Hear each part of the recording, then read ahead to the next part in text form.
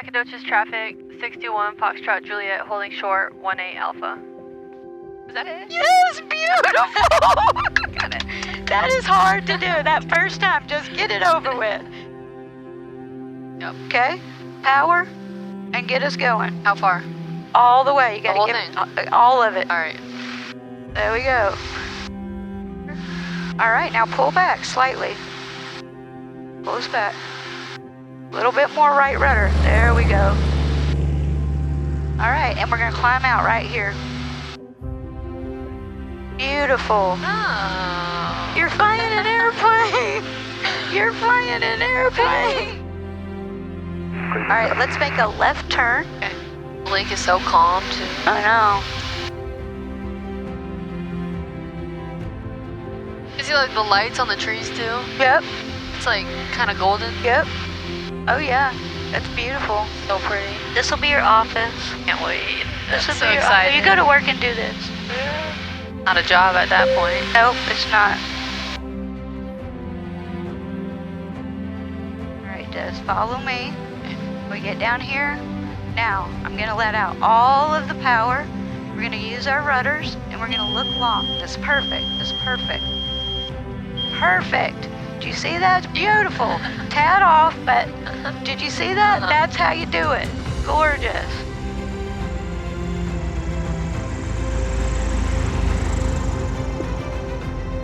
So you just got done flying, beautiful sunset, got to see different parts of Nacogdoches. What was it like? It's honestly freedom. It's probably one of the best feelings just to be up there. Kind of gives you like a peace of mind, just like away from everything.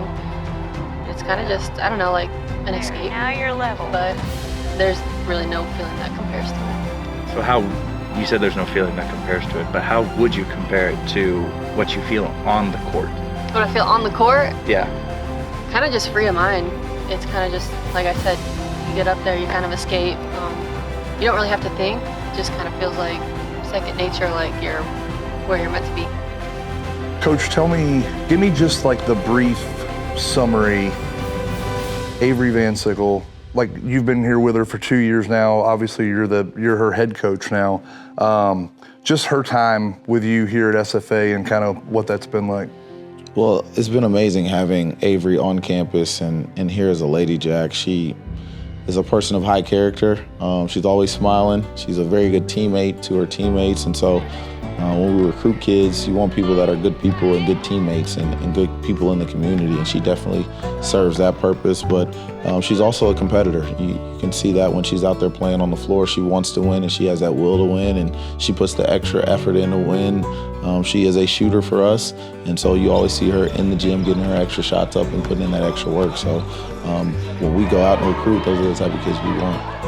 Well, there's not many athletes that are in your major. I think you're the only one, and you're one of like around 90 actual SFA students that's in the aviation program. I mean, this wasn't something that initially you weren't looking for when you came to SFA. You came here for the basketball aspect, but then you just kind of found the aviation program on the side. Talk a little bit about that. So last year I actually got hurt, and I was out from first day of official practice until probably mid-January. And I think I was a business major at that point. Wasn't really sure what I wanted to do with kind of my career, but being hurt and being sidelined actually really forced me to kind of dig into what I wanted to do outside of basketball and kind of with my life. And I had some great people surrounding me. I always was interested in flying, but I didn't even know about the program here. Right. And one of our boosters actually kind of got me connected with just the people around this program. Next thing you know, I was like, you know what, just give it an interview, go meet them, see what you can do. And they were like, no, like we would like to kind of work around your schedule. And I don't know, it was like a blessing in disguise. Like you didn't know like an injury could lead to figuring out what you want to do with your whole life. So yeah. So we don't want to think too far ahead, but what is that end goal? The end goal, I want to be an airline pilot. I want to travel. I want to get to know people. I want to experience different places in the world, and just experience that freedom and not be bound to one place. When you enjoy what you're doing, it doesn't feel like a job. So if I'm at basketball, I'm at basketball and I'm loving it and I'm loving the people I'm around. If I'm studying aviation, it's with the people I'm around. It's with my classmates, it's with my teachers, and it makes it easy when you just enjoy the people that you're doing it with. And like I said, it doesn't feel like a job. It just feels like I'm lucky to do this. And you kind of wake up with that sense of like, man, what a blessing this is. So. Okay, battery master switch. She was at University of Washington as a freshman. She left there. That was used that as a redshirt year. Ends up coming here to SFA, and obviously the injury last year as a redshirt freshman. Now she's a redshirt sophomore, healthy, back in the lineup.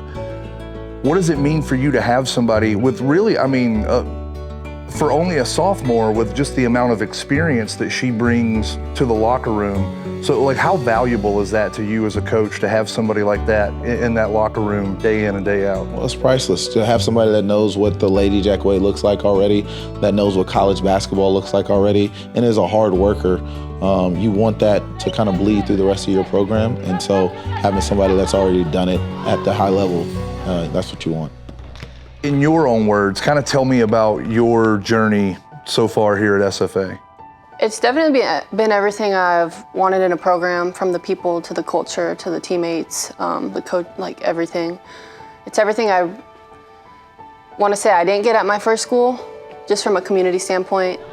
And on top of that, the basketball, it's just fun to play. It's fun to be here and just have people around me that I know I'm gonna spend the rest of my life with, not just here at college. So we've talked to you a little bit about like the aviation stuff and kind of the school side, but on the basketball side, I know it's been a little bit frustrating for you, your time here so far, being injured last season and not being able to play much. And then even this year, like you guys have played some games already, but I know kind of in the preseason and leading up to the season, you dealt with some injuries and kind of scared you a little bit. How has it been kind of working back into basketball and coming back from that injury and kind of getting back into that competitive mindset again? It's been slow and steady. I've learned over my time you can't get too high, you can't get too low, and you really just got to appreciate every moment you have to play, because you don't know when it can be taken from you. It's definitely given me a better perspective on life and what's like truly important. But again, I'm just happy to be here, happy to be able to compete, to work every day with my teammates, and just have that chance to actually be on the court and go play. Tell me a little bit about just how you dealt with that part. I know it's easy to let your entire identity become, I'm a basketball player and that's what I'm great at, and when I can't do that, like, what am I now? Like, what kind of helped you get through some of those mental hurdles, if you will, while you were injured?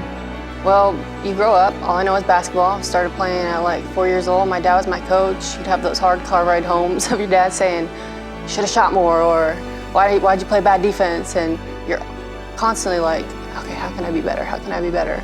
And your goal is to go to college. Your goal is to play Division I basketball. And then you get there and you have to wait a few years and you can't play.